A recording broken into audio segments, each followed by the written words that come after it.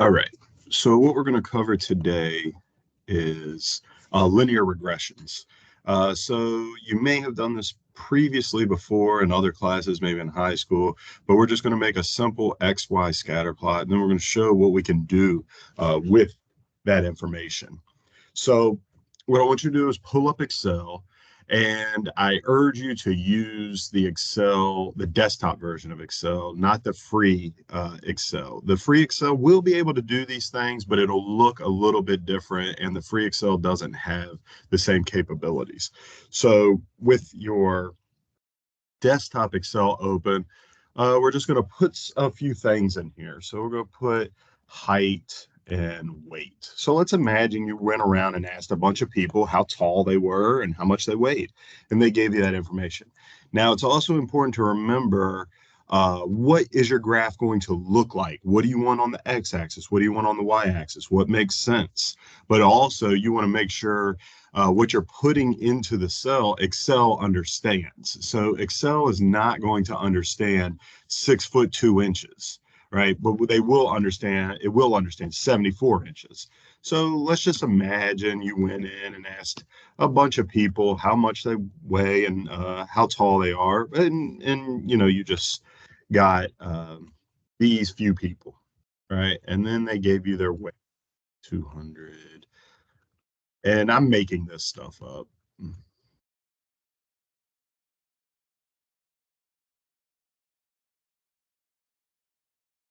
So let's imagine these are their heights and these are their weights. And we want to see this graphically. So click somewhere off of your data and you want to go up here to insert. Now, this is what we call continuous data. It's not a category, it's continuous. These numbers just go on forever. So when you have continuous data, you have a scatter plot. So this is not a bar graph. So you come up here and you want to select this graph right here, the scatter plot, and then you have a few options. And you can always change if you don't like the way it looks, but come up here and we're going to click this one here. Now we need to tell Excel exactly what we want in there. So when we're clicked off of the graph, or what will soon be our graph, we have options. And then when we click on the graph, now we have other options: chart, design, and format. So under chart design, we want to go over here and go to select data. And we want to tell it exactly what we want. So we just want to hit add. And then don't worry about the series name, but our X values, we're going to put as our heights. And then we're going to hit this little arrow down here. And then our Y values, click this little arrow, we're going to put our weights. And then click this arrow, and then hit OK. So now in a graph, we have the heights and the weights. Now let's clean this thing up a little bit, right? So if we come down here and double click on the x-axis, we can make the minimum. Let's make the minimum 50. All right, so you have these options that come up over here, put in 50, and now you fill out more of that space. So another thing we can do is we can clean this chart up. We can come up here and we can just say RBC students.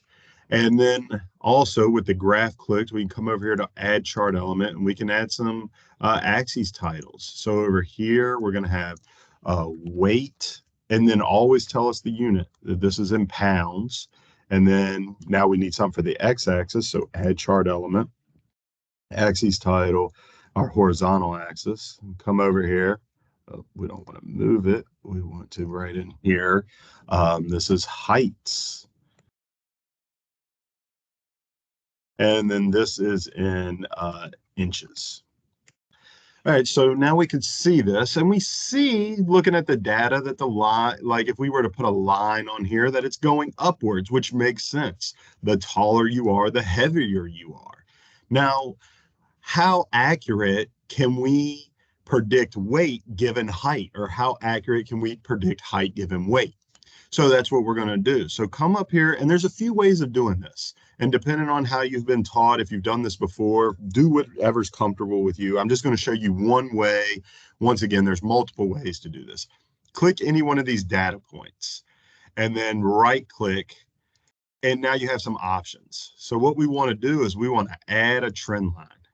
So we want to add a trend line, and for the purposes of this class, we just always want to keep it linear. So it's adding a trend line. to your data, and you can see it's going upwards. So the taller you are, the more you weigh, which makes sense. Now let's put some actual numbers to this. So you want to make sure these three little lines, or this bar graph right here, is selected. Sometimes these other options come up. You just want to make sure it's clicked, and then you want to scroll all the way down, and you have these two options. You want to check these boxes: display equation and display R square value. All right, so now we're done with this. We can close this out of the way. And these you can move around. And for the sake of just cleaning up our chart, I'm going to delete these lines out right here so we can see this data right here. What does this data mean? So our R square value is a range of 0 to 1. 1 being they are completely correlated with one another. Weight and height, you can predict one given the other with 100% accuracy. 0.9 is pretty good. Anything over about 0.7, we consider a decent relationship between these variables. If it's less than that, that means they don't have any predictive power. So weight and height are correlated with one another. Now, if we put something like height and compare that to the value of your vehicle, there's probably not a good correlation between there, because you can have a nice car and be short, you can have a very expensive car and be tall, whatever the case. So we would probably have a really low R square value for that. If we were looking to do some predictability, or to do some predicting with that data, we would say, we can't do it very well. But since we have this 0.9 R square value, that means, generally speaking, I mean, this isn't the textbook definition, but about a 90% accuracy, you can predict weight given height or height given weight. Well, how do we do that predicting? Well, go back to algebra class way back in 8th grade. Y equals mx plus b. We have this equation right here, right? So what we can do now is we can plug in unknowns into that x or to that y and calculate for the other. Right, so let's imagine these are all the people we selected, but let's imagine you got this really, really tall person, somebody well over 6 foot, right? They're out here and you want to predict what they weigh, but you don't have that given your information. So what we can do is click in any cell you want to, it doesn't matter, and Excel becomes a calculator. So you put in equals. So we're going to put in our formula, our 5.7. 2, 3, and we're going to do times whatever we want to solve for. So let's say this person is 80 inches tall. So we're going to put in 80 right here, and then we're going to do minus 210.35 straight from our equation. And if we hit enter, we get a result of 247.49. So we predict that somebody that's 80 inches tall is going to be 247 pounds, given our data. So to increase our square value, we could take more samples. We could get closer to the truer mean. If our R square value was really low, we'd say, hey, these two variables aren't correlated. We need to come up with another plan.